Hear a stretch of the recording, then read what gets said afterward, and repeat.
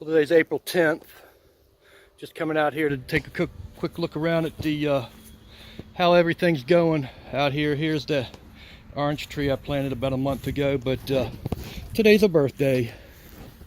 We have babies, Cavendish bananas. So I need to go out and these pop today. Look, hello, peeking up inside.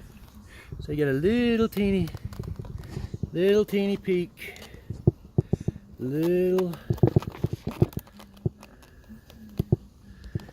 peek inside.